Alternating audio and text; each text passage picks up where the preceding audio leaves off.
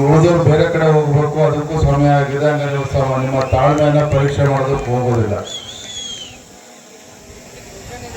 ಹಾವೇರಿನಲ್ಲಿ ನಡೀತಾ ಇರ್ತಕ್ಕಂಥ ಭಾರತೀಯ ಜನತಾ ಪಾರ್ಟಿಯ ಜನಾಕ್ರೋಶ ಯಾತ್ರೆ, ವೇದಿಕೆ ಮೇಲೆ ಆಸೀನರಾಗಿರ್ತಕ್ಕಂಥ ವಿರೋಧ ಪಕ್ಷದ ನಾಯಕರಾಗಿರ್ತಕ್ಕಂಥ ಛಲವಾದಿ ನಾರಾಯಣ ಸ್ವಾಮಿ ಅವರೇ, ಮಾಜಿ ಉಪಮುಖ್ಯಮಂತ್ರಿಗಳು, ಚಿತ್ರದುರ್ಗದ ಜನಪ್ರಿಯ ಸಂಸದರಾಗಿರ್ತಕ್ಕಂಥ ಸನ್ಮಾನ್ಯ ಶ್ರೀ ಗೋವಿಂದ ಕಾರಜೋಳರಿ ಅವರೇ, ವಿಧಾನ ಪರಿಷತ್ತಿನ ಸದಸ್ಯರು ಆತ್ಮೀಯರಾಗಿರ್ತಕ್ಕಂಥ ರವಿಕುಮಾರ್ ಅವರೇ, ಜಿಲ್ಲೆಯ ಅಧ್ಯಕ್ಷ ಆಗಿರ್ತಕ್ಕಂಥ ಅರುಣ್ ಪೂಜಾರ್ ಅವರೇ, ಶಿವರಾಜ್ ಸಜ್ಜನ್ ಅವರೇ, ಭರತ್ ಬೊಮ್ಮಾಯಿ ಅವರೇ, ಡಾಕ್ಟರ್ ಬಸವರಾಜ್ ಅವರೇ, ವೇದಿಕೆ ಮೇಲೆ ಆಸೀನರಾಗಿರ್ತಕ್ಕಂಥ ಪಕ್ಷದ ಎಲ್ಲ ಮಾಜಿ ಶಾಸಕರೇ, ಮಾಜಿ ಸಚಿವರೇ, ವಿಧಾನ ಪರಿಷತ್ ಸದಸ್ಯರೇ, ಪಕ್ಷದ ಎಲ್ಲ ಹಿರಿಯ ಮುಖಂಡರೇ, ವೇದಿಕೆ ಮುಂಭಾಗದಲ್ಲಿ ಆಸೀನರಾಗಿರ್ತಕ್ಕಂಥ ಪಕ್ಷದ ಎಲ್ಲ ಕಾರ್ಯಕರ್ತ ಬಂಧುಗಳೇ, ಪತ್ರಿಕಾ ಹಾಗೂ ಮಾಧ್ಯಮದ ಸ್ನೇಹಿತರೆ, ವಿರೂಪಾಕ್ಷಪ್ಪ ಬಳ್ಳಾರಿ ಅವರು ಕೂಡ ವೇದಿಕೆ ಮೇಲಿದ್ದಾರೆ. ಪಕ್ಷದ ಅನೇಕ ಮುಖಂಡರಿದ್ದಾರೆ. ಯಾರು ಹೆಸರು ಹೇಳೋದಕ್ಕೆ ಹೋಗ್ತಾ ಇಲ್ಲ, ಸಮಯದ ಅಭಾವದಿಂದ ಯಾರು ಕೂಡ ಅನ್ಯತಾ ಭಾವಿಸಬಾರದು ಅಂತೇಳಿ ಸಂದರ್ಭದಲ್ಲಿ ಹೇಳ್ತಾ, ಭಾರತೀಯ ಜನತಾ ಪಾರ್ಟಿ ಜನಾಕ್ರೋಶ ಯಾತ್ರೆ ಏಪ್ರಿಲ್ 7ನೇ ತಾರೀಕು ಮೈಸೂರಿನಲ್ಲಿ ತಾಯಿ ಚಾಮುಂಡೇಶ್ವರಿ ಪೂಜೆನ ಸಲ್ಲಿಸಿನ ಪ್ರಾರಂಭ ಮಾಡಿದ್ದೇವೆ. ಮೊದಲ ಹಂತದ ಪ್ರವಾಸ, 2ನೇ ಹಂತದ ಜನಾಕ್ರೋಶ ಯಾತ್ರೆ ಮುಗಿಸ್ಕೊಂಡು 3ನೇ ಹಂತದ ಜನಾಕ್ರೋಶ ಯಾತ್ರೆ ಇವತ್ತು ದಾವಣಗೆರೆಯಿಂದ ಪ್ರಾರಂಭ ಮಾಡಿದ್ದೇವೆ. ದಾವಣಗೆರೆನ ಮುಗಿಸ್ಕೊಂಡು ಹಾವೇರಿಗೆ ಬಂದಿದ್ದೇವೆ. ಯಾತಕ್ಕೋಸ್ಕರ ಈ ಭಾರತೀಯ ಜನತಾ ಪಾರ್ಟಿ ಜನಾಕ್ರೋಶ ಯಾತ್ರೆ? ರಾಜ್ಯದಲ್ಲಿ ಇವತ್ತು ಭಾರತೀಯ ಜನತಾ ಪಾರ್ಟಿ ಕಳೆದ ವಿಧಾನಸಭಾ ಚುನಾವಣೆಯಲ್ಲಿ ನಮ್ಗೆ ಹಿನ್ನಡೆ ಆಗಿದೆ. ಆ ಕಾರಣಕ್ಕೋಸ್ಕರ ವಿರೋಧ ಪಕ್ಷದಲ್ಲಿ ಇದ್ದೇವೆ ಅನ್ನುವ ಕಾರಣಕ್ಕೆ ನಾವು ಜನಾಕ್ರೋಶ ಯಾತ್ರೆ ಮಾಡ್ತಾ ಇಲ್ಲ, ಅಥವಾ ಯಾವುದೇ ಒಂದು ಚುನಾವಣೆಗಳು ಈ ಸಂದರ್ಭದಲ್ಲಿ ಇಲ್ಲ. ಇದರ ನಡುವೆನೂ ಸಹ ಭಾರತೀಯ ಜನತಾ ಪಾರ್ಟಿ ಜನಾಕ್ರೋಶ ಯಾತ್ರೆ 3 ಕಾರಣಗಳಿಗೋಸ್ಕರ ಈ ಯಾತ್ರೆಯನ್ನು ನಾವು ಹಮ್ಮಿಕೊಂಡಿದ್ದೇವೆ. ಮೊದಲನೇದಾಗಿ,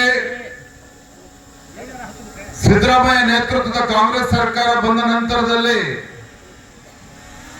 ಬೆಲೆ ಏರಿಕೆ ಒಂದು ಗ್ಯಾರಂಟಿ, 50ಕ್ಕೂ ಹೆಚ್ಚು ಅಗತ್ಯ ವಸ್ತುಗಳ ಮೇಲೆ ಇವತ್ತು ದಿನಬಳಕೆ ವಸ್ತುಗಳ ಮೇಲೆ ಇವತ್ತು ಬೆಲೆ ಏರಿಕೆಯನ್ನ ಸಿದ್ದರಾಮಯ್ಯ ನೇತೃತ್ವದ ಕಾಂಗ್ರೆಸ್ ಸರ್ಕಾರವನ್ನು ಮಾಡಿದ್ದಾರೆ.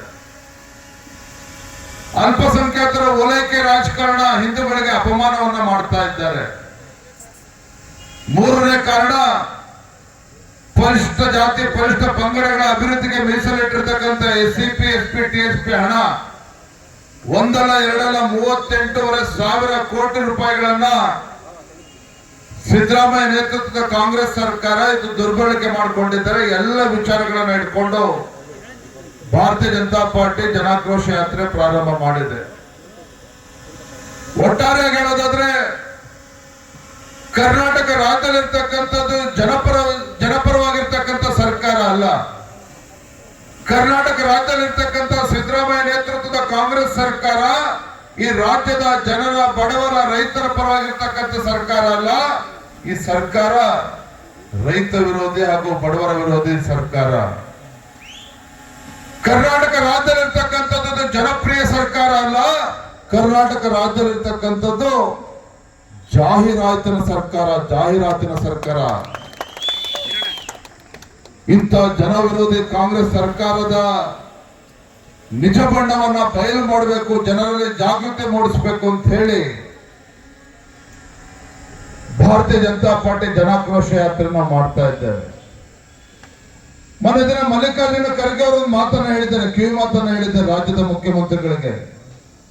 DK ಶಿವಕುಮಾರ್ ಒಂದು ಕಿವಿ ಮಾತನ್ನ ಹೇಳಿದ್ದಾರೆ, ಯಾವುದೇ ಕಾರಣಕ್ಕೂ ನಾವು ಕಾಂಗ್ರೆಸ್ ಪಕ್ಷದ ಮುಖಂಡರು ಕಿತ್ತಾಡಬಾರದು, ನಾವೇನಾದ್ರು ಕಿತ್ತಾಡಿದ್ರೆ ಬಿಜೆಪಿ ಬಂದು ನಮ್ಮ ಸರ್ಕಾರ ಉಳಿಸ್ಬಿಡ್ತಾರೆ, ಅಮಿತ್ ಶಾ ಎಲ್ಲ ಸೇರ್ಕೊಂಡು ಅಂತ ಹೇಳಿ ಖರ್ಗೆ ಅವರೊಂದು ಕಿವಿ ಮಾತನ್ನ ಹೇಳಿದ್ದಾರೆ.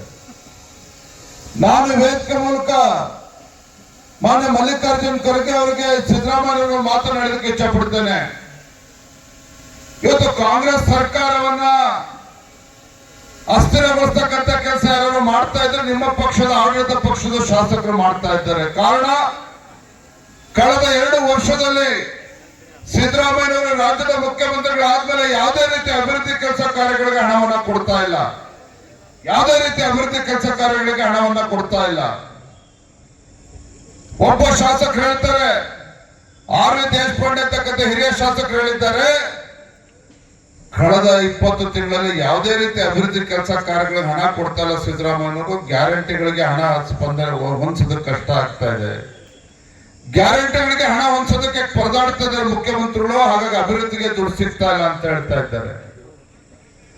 ಆಡಳಿತ ಪಕ್ಷದ ಮತ್ತೊಬ್ಬ ಹಿರಿಯ ಶಾಸಕ ರಾಜು ಕಾಗೆ ಅವರು ಆತ್ಮಹತ್ಯೆ ಮಾಡ್ಕೊಳ್ತಕ್ಕಂಥ ಪರಿಸ್ಥಿತಿ ನಿರ್ಮಾಣ ಆಗಿದೆ. ಸಿದ್ದರಾಮಯ್ಯನವರು ಮುಖ್ಯಮಂತ್ರಿಗಳಾದ್ಮೇಲೆ ಅಭಿವೃದ್ಧಿಗೆ ಹಣ ಕೊಡ್ತಾ ಇಲ್ಲ ಅಂತ ಹೇಳಿ ಆಡಳಿತ ಪಕ್ಷದ ಶಾಸಕರುಗಳು ಇವತ್ತು ಮಾತನಾಡ್ತಾ ಇದ್ದಾರೆ.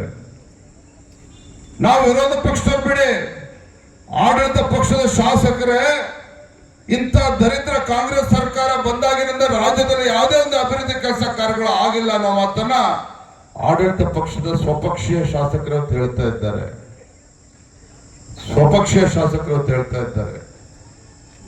ಒಂದು ಕಡೆ ಯಾವುದೇ ಅಭಿವೃದ್ಧಿ ಕೆಲಸ ಕಾರ್ಯಗಳು ನಡೀತಾ ಇಲ್ಲ, ಮತ್ತೊಂದು ಕಡೆ ಏನು ಹಿಂದೆ ಯಡಿಯೂರಪ್ಪನವರು ರಾಜ್ಯದ ಮುಖ್ಯಮಂತ್ರಿಗಳಿದ್ದಾಗ ಇಡೀ ದೇಶದಲ್ಲಿ ಗುಜರಾತ್ ನಂತರದಲ್ಲಿ ಕರ್ನಾಟಕ ರಾಜ್ಯ 2ನೇ ಸ್ಥಾನದಲ್ಲಿತ್ತು ಅಭಿವೃದ್ಧಿ ವಿಚಾರದಲ್ಲಿ.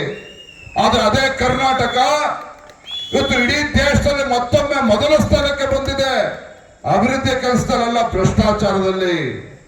ಇವತ್ತು ಭ್ರಷ್ಟಾಚಾರದಲ್ಲಿ ಕರ್ನಾಟಕ ಇವತ್ತು ದೇಶದಲ್ಲೇ ಮೊದಲ ಸ್ಥಾನದಲ್ಲಿದೆ ಅಂತೇಳಿ